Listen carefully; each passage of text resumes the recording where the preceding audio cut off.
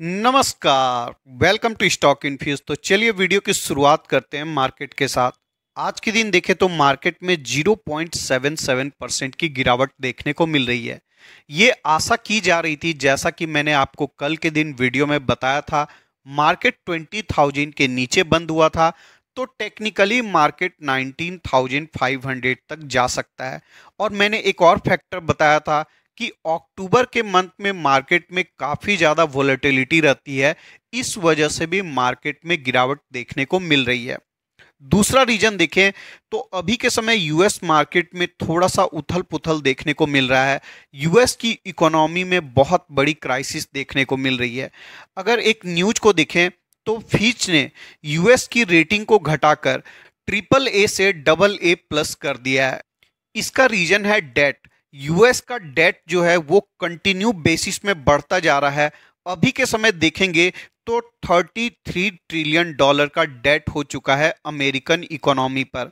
अब ये कितना बड़ा डेट है दोस्तों, इसी से समझिएगा कि ये इंडियन इकोनॉमी का 9 टाइम्स से भी बड़ा डेट है। और इस वजह से आने वाले समय में यूएस में शट डाउन भी देखने को मिल सकता है। जो नॉन एसेंशियल सेक्टर में काम करते हैं गवर्नमेंट के एम्प्लॉय, उनको अनपेड लीव पर भेजा जा सकता है, जिसकी वजह से यूएस इकोनॉमी में स्लो डाउन भी देखने को मिल सकता है और आने वाले समय में मंदी भी देखने को मिल सकती है।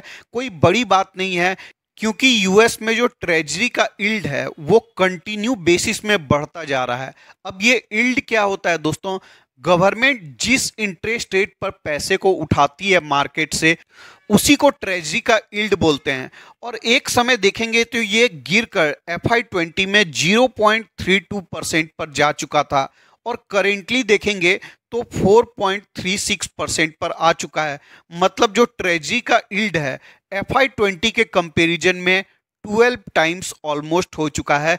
तो जब ट्रेजरी का यील्ड बढ़ता है तो गवर्नमेंट को अपने लोन पर जो इंटरेस्ट चुकाना पड़ता है वो बढ़ जाता है, जिसकी वजह से गवर्नमेंट का बर्डन बढ़ता है, गवर्नमेंट के ऊपर और ज़्यादा कर्ज बढ़ता है, जिसकी वजह से क्राइसिस देखने को मिल सकती है। और अभी के समय देखें तो फेडरल रिजर्व का मीटिंग भी होने वाला है और मीटिंग में ऐसी आशा की जा रही है कि फेडरल रिजर्व ना तो इंटरेस्ट रेट को बढ़ाने वाला है ना ही घटाने वाला है। मतलब इंटरेस्ट का रेट नहीं बढ़ेगा तो गवर्नमेंट कंटिन्यू बेसिस में हाई इंटरेस्ट पे करते रहेगी अपने डेट के ऊपर। और आने वाले समय में अगर शट डाउन होता है उसके बाद यूएस इकोनॉमी मंदी में भी जा सकती है, कोई बड़ी बात नहीं है। और इसी वजह से यूएस मार्केट में भी गिरावट देखने को मिल रही है और इंडियन मार्केट में भी गिरावट देखने को मिल रही है।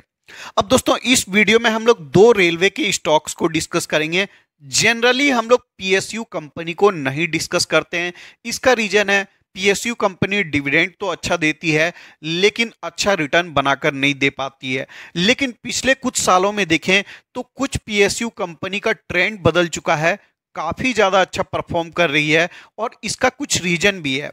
अब जैसे रेलवे स्टॉक्स की बात करें, गवर्नमेंट कोशिश कर रही है, रेलवे का जो शेयर है फ्रेट में वो 27% है, जिसको FY30 तक बढ़ाकर 45% करने की कोशिश कर रही है, जो कि FY50 तक 50% से भी ज़्यादा हो जाएगा।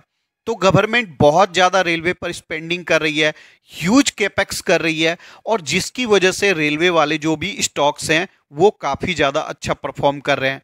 तो अच्छी इनिशिएटिव है। अगर रेलवे से माल ढुलाई होगा तो उसका कॉस्ट कम पड़ता है, तो मैन्युफैक्चरर को इसका बेनिफिट होता है। अल्टीमेटली हमारी इकोनॉमी को बेनिफिट होता है। जो भी मैन्युफैक्चरर होते हैं वो कम पैसे में सामान बना सकते हैं, उसको कम पैसे में बाहर भेज सकते हैं, जिससे हमारा एक्सपोर्ट भी बढ़ेगा और ओवरऑल इकोनॉमी में पॉजिटिव इम्पैक्ट देखने को मिल सकता है। और इसी वजह से पिछले काफ़ी समय से देखें तो रेलवे स्टॉक्स ने काफ़ी अच्छा परफॉर्म किया है, जिसमें RVNL भी एक है। अगर इसके 52 वीक लो को देखने जाएं तो 32 रुपीज़ का देखने को मिलता है और 52 वीक हाई को देखेंगे 199 रुपीज़ का देखने को मिलता है। मतलब पिछले एक साल के अंदर कंपनी ने 5 टाइम्स का रिटर्न बनाकर दिया है, जो कि पीएसयू कंपनी में बहुत ही रेयर देखने को मिलता है। आप ऐसी बहुत कम कंपनी देखेंगे पीएसयू में जिन्होंने इतना बड़ा रिटर्न बनाकर दिया है।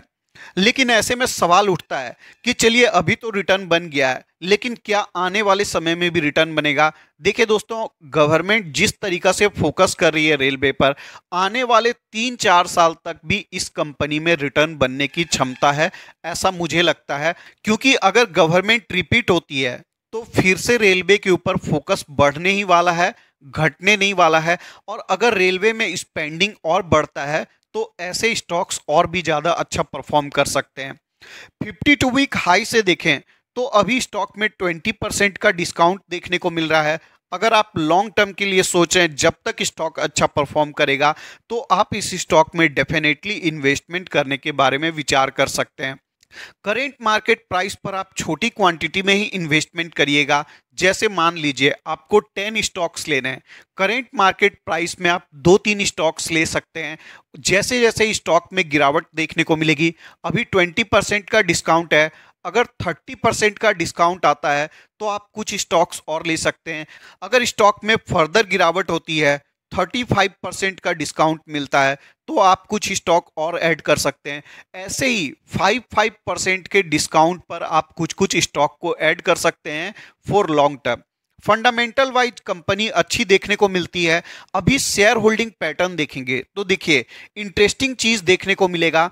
देखिए एफआईआई का शेयर होल्डिंग बढ़ता जा रहा है, कंटिन्यू बेसिस में एफआईआई इन्वेस्टमेंट कर रही है, और डीआईआई का इन्वेस्टमेंट घटता जा रहा है।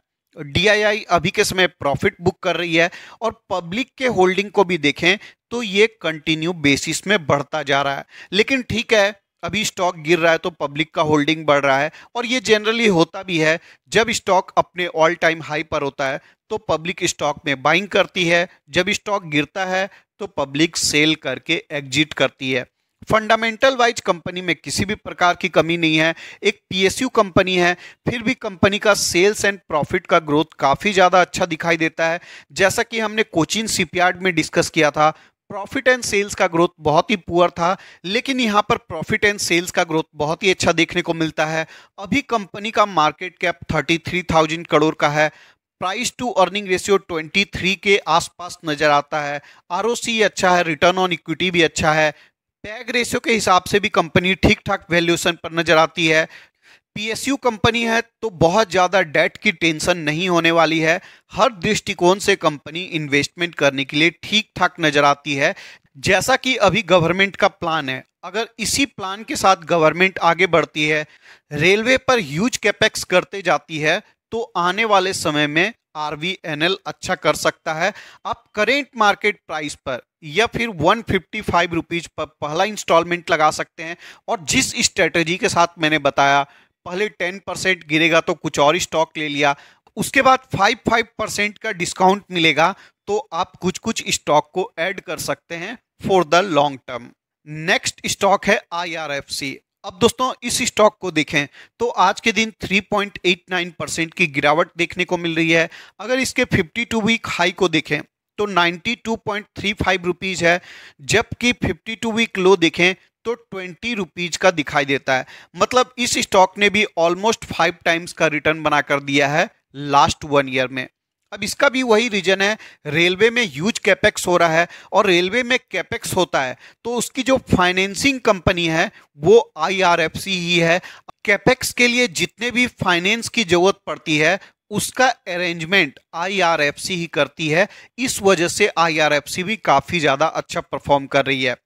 अब ऐसे में सवाल आता है कि आईआरएफसी में इन्वेस्टमेंट किया जा सकता है, तो अपने 52 वीक हाई से देखें तो इस स्टॉक में भी 20% का डिस्काउंट देखने को मिल रहा है। एक वीडियो में मैंने कुछ दिन पहले आपको बताया था, अभी रेलवे वाले स्टॉक ऑल टाइम हाई पर चल रहे हैं तो आपको इन्वेस्टमेंट नहीं करना चाहिए, और वहां से देखेंगे तो स्टॉक में काफ़ी ज़्यादा करेक्शन ऑलरेडी आ चुका है। तो देखिए दोस्तों, ऑल टाइम हाई पर कभी भी इन्वेस्टमेंट नहीं करना चाहिए। मार्केट में हवा बनाई जाती है, अब तो बिल्कुल भी स्टॉक गिरने वाला नहीं है, ऐसा हो जाएगा वैसा हो जाएगा। स्टॉक कितनी भी अच्छी हो, न्यूज कितनी भी अच्छी हो, स्टॉक में करेक्शन जरूर आता है। अगर स्टॉक बहुत जल्दी बहुत ज़्यादा भागा है तो उसमें करेक्शन भी देखने को मिल सकती है। आप इस स्टॉक में भी करेंट मार्केट प्राइस पर या फिर 70 रुपीज पर आप पहला इंस्टॉलमेंट लगा सकते हैं। जैसे जैसे 5% स्टॉक में डिस्काउंट मिलते जाएगा आप छोटी छोटी क्वांटिटी में इन्वेस्टमेंट कर सकते हैं। अगर इसके भी फंडामेंटल को देखें तो इस स्टॉक को हमने डिटेल में भी डिस्कस किया था और मैंने बताया था कि इस स्टॉक में लिमिटेशंस क्या है, पॉजिटिव पॉइंट क्या है, निगेटिव पॉइंट क्या है, सारी बातों को हमने डिस्कस किया था। इस कंपनी का भी अगर सेल्स एंड प्रॉफिट का ग्रोथ देखेंगे तो अच्छा नजर आता है।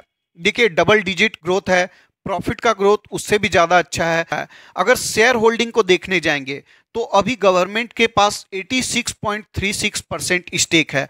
अब यहाँ पर प्रॉब्लम ये है कि फ्यूचर में गवर्नमेंट इसका ओएफएस ला सकती है, ऑफर फॉर सेल, और ऑफर फॉर सेल जब भी आएगा करेंट मार्केट प्राइस से नीचे के भाव में आएगा, और जब नीचे के भाव में आएगा तो स्टॉक में थोड़ा मोड़ा करेक्शन हो सकता है। लेकिन अगर आप लॉन्ग टर्म के बारे में सोचें, कम से कम FY27 तक सोचें, 3 4 5 साल के लिए सोचे हैं, तो डेफिनेटली आपको इतना वरी होने की जरूरत नहीं है। अगर गवर्नमेंट ओएफएस भी लाती है तो आप ओएफएस में भी बाइंग कर सकते हैं। FII का होल्डिंग छोटा मोटा देखने को मिलता है, DII के पास भी छोटा मोटा होल्डिंग है। DII अभी के समय प्रॉफिट बुकिंग कर रही है और पब्लिक की होल्डिंग यहाँ पर भी बढ़ती हुई नजर आ रही है। वही कहानी है दोस्तों, पब्लिक तब बाइंग करती है जब स्टॉक ऑल टाइम हाई के आसपास होता है, और इस समय बड़े प्लेयर क्या करते हैं, अपना प्रॉफिट बुक कर रहे होते हैं। इसलिए हमेशा स्टॉक में तब बाइंग करना चाहिए जब स्टॉक में डिस्काउंट होता है। कभी भी फोमो बाइंग में नहीं पड़नी चाहिए। अगर स्टॉक मिस ही हो जाता है तो जाने दीजिए, कोई बात नहीं है, हम दूसरे स्टॉक में इन्वेस्टमेंट कर लेंगे। ऐसा तो नहीं है कि कोई स्टॉक मिस हो गया तो दूसरी कंपनी अवेलेबल ही नहीं है इन्वेस्टमेंट करने के लिए। और अभी के समय देखें तो स्टॉक में थोड़ा सा मौका अवेलेबल है इन्वेस्टमेंट करने का, इसलिए मैंने आपको इन्फॉर्म कर दिया। जो भी लोग रेलवे वाले स्टॉक्स में इंटरेस्टेड हैं वो करेंट मार्केट प्राइस पर छोटी मोटी क्वांटिटी में बाइंग कर सकते हैं, और जब स्टॉक में फर्दर गिरावट होगी तो धीरे धीरे करके बाइंग करना है। धीरे धीरे करके आप क्वांटिटी को ऐड कर सकते हैं। आने वाले 3 4 साल तक कंपनी अच्छा कर सकती है। अगेन रिमाइंड करा दूं, अगर गवर्नमेंट का पॉलिसी ऐसे ही रहता है, गवर्नमेंट कैपेक्स करते जाती है, तभी स्टॉक अच्छा परफॉर्म करेगा। ये दोनों ही स्टॉक प्योरली गवर्नमेंट के डिसीजन पर डिपेंड करती है कि गवर्नमेंट कैसी पॉलिसी रखती है रेलवे की तरफ। वीडियो पसंद आया तो लाइक कर दीजिएगा। रेगुलर अपडेट्स के लिए चैनल को सब्सक्राइब कर सकते हैं। रिमाइंड करा दूं, मैं कोई सेबी रजिस्टर्ड एनालिस्ट या फाइनेंशियल एडवाइजर नहीं हूं। वीडियो में बताई गई सारी बातें सिर्फ स्टडी और इंफॉर्मेशन पर्पस के लिए है। आपको कोई भी फाइनेंशियल डिसीजन लेना है, फाइनेंशियल एडवाइजर से कंसल्ट कर लीजिएगा, या फिर अपने खुद के स्टडी के बेसिस पर ले सकते हैं। धन्यवाद।